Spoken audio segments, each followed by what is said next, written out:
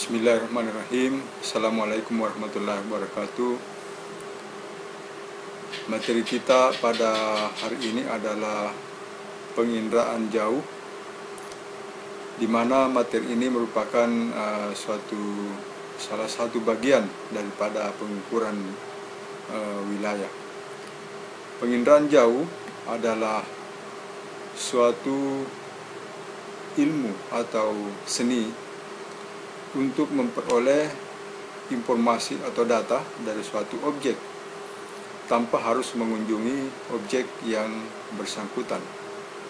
Jadi berbeda dengan pengukuran terestrial, di mana kita harus mengunjungi objek yang diukur, sedangkan pada penginderaan jauh tidak demikian.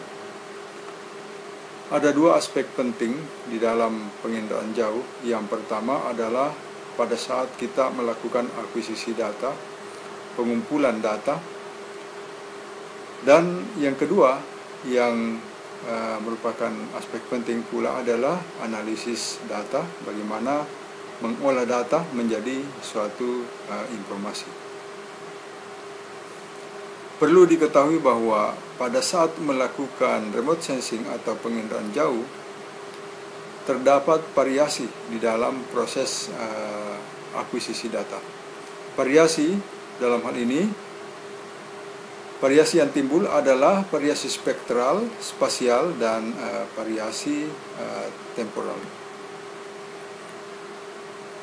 Remote sensing ini terjadi manakala ada sumber radiasi. Jadi sumber radiasi yang paling besar adalah matahari. Jadi kalau tidak ada matahari, remote sensing tidak bisa kita lakukan. Namun demikian, ada beberapa teknik remote sensing yang bisa berlangsung dengan memberikan pancaran energi, misalnya pada radar. Jadi radiasi jatuh ke permukaan bumi, kemudian ditangkap oleh sensor, dalam hal ini kamera. Jadi tanpa ada radiasi, kita tidak memungkinkan untuk menangkap objek yang ada di atas permukaan bumi. Ini adalah sensornya, dan dalam hal ini kamera yang digunakan. Setiap objek yang ada di permukaan bumi memancarkan radiasi yang berbeda. Pada air misalnya, hubungan antara reflektans dengan panjang gelombangnya, grafiknya seperti ini. Sedangkan pada vegetasi berbeda dengan air. Pada tanah juga berbeda. Adanya perbedaan sifat radiasi ini yang memungkinkan kita bisa mengenali suatu objek yang ada di permukaan bumi. Misalnya objeknya air, vegetasi, dan lain-lain. Bagian penting daripada remote sensing ini adalah fotogrametri. Merupakan salah satu cabang daripada remote sensing ini, dan tentu saja kompleksitasnya sangat tinggi. Dan aplikasinya digunakan untuk survei dan pemetaan. Banyak sekali aplikasi daripada fotogrametri: kartografi, pengukuran tanah, kehutanan, pertanian, perencanaan wilayah, kadaster, dan yang lainnya. Prosesnya ada 3 tahapan proses pada remote sensing.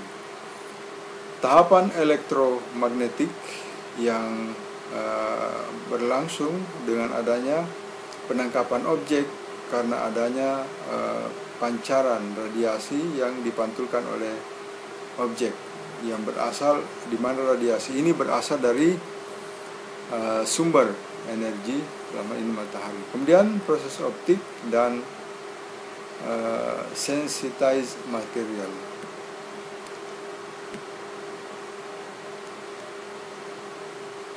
Ada 3 kategori remote sensing: terrestrial photogrammetry,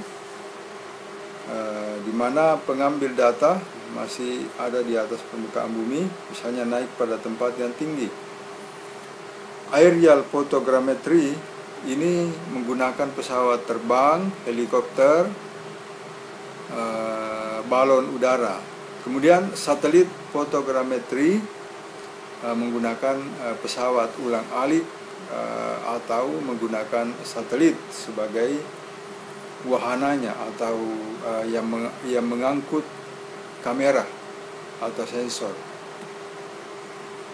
Pada terrestrial photogrammetry atau non-topographic mapping hanya dilakukan pada jarak yang dekat menggunakan sinar X, dan juga bisa diaplikasikan untuk photogrammetry yang ada di bawah dasar laut misalnya. Jaraknya paling tinggi 300 meter dari kamera ke objeknya. Kemudian aerial photogrammetry, foto udara menggunakan pesawat terbang ini digunakan untuk survei peta topografi yang menggunakan pesawat terbang atau helikopter bisa. Pada satelit photogrammetry, ya tentu saja menggunakan satelit dengan posisi yang lebih tinggi, misalnya 25 atau 30 km di atas permukaan bumi, dan diaplikasikan pada skala yang besar. Kemudian sumber radiasinya tidak bisa ditangkap oleh mata kita, hanya bisa ditangkap oleh sensor.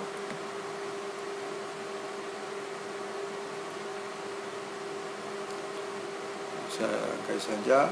Elemen photogrammetry ada dua, electromagnetic radiation dan spektrum elektromagnetik, atau dalam ini sinar gamma, sinar X, ultraviolet, radiation inframerah.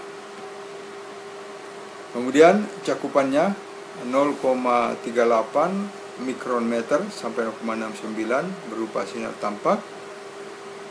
Dan yang paling besar adalah 8 sampai 14 mikrometer. Biasa dikenal dengan microwave. Ini adalah cakupan gelombang yang dimanfaatkan di dalam photogrammetry dalam remote sensing.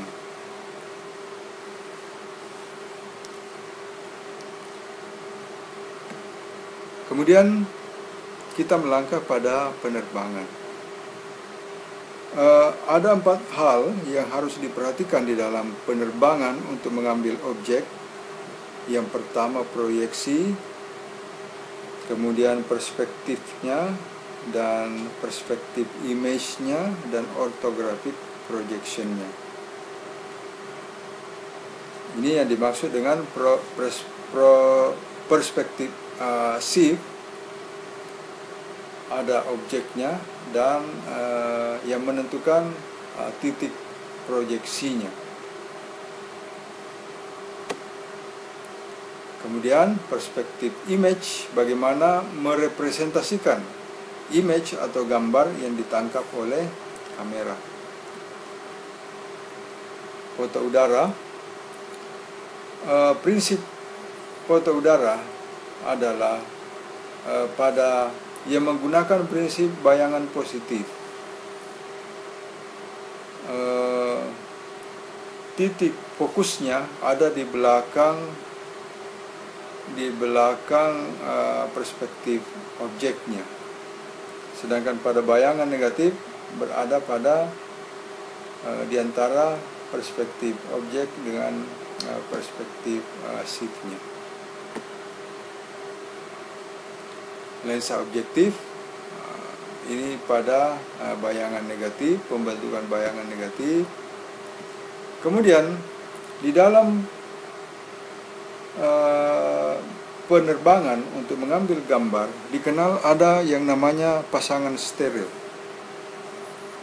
Jadi pada saat pengambilan gambar tidak sekaligus dilakukan, tetapi berkali-kali ada banyak lintasan terbang, dan setiap pengambilan gambar terjadi overlay seperti ini. Dan kalau kita lihat, kita bisa melihat atau menyambungnya dengan suatu stereoskop, alat stereoskop. Faktor-faktor yang berpengaruh, yang pertama adalah desain daripada pesawat terbang, skala foto, overlapping, dua bidikan, sifat mekanik dan optik dari kamera, keadaan atmosfer, apakah berawan atau tidak, dan pemrosesannya. Tapi sekarang mengalami perkembangan, sudah pemrosesan foto dilakukan secara digital. Jadi tidak lagi menggunakan zat-zat kimia seperti dahulu. Ini adalah contoh pesawat terbang yang digunakan pada remote sensing. Contoh kamera yang diangkut oleh pesawat terbang untuk mengambil gambar atau objek yang ada di atas permukaan bumi. Ini lintasan terbangnya, dan overlapnya, jarak lintasan terbang 945 pada contoh. Jika overlap yang diinginkan 60%. Pengalaman pilot juga sangat menentukan di dalam melakukan penerbangan untuk mengambil gambar. Tetapi sekarang sudah ada GPS yang bisa meningkatkan presisi daripada kebenaran terbang ini. Tugas fotogrametri, kita akan mengidentifikasi peta sawah, saluran dan sungai, dan pada pertemuan berikutnya saya akan membagikan objeknya yang Anda harus identifikasi, objek-objek yang dimaksud.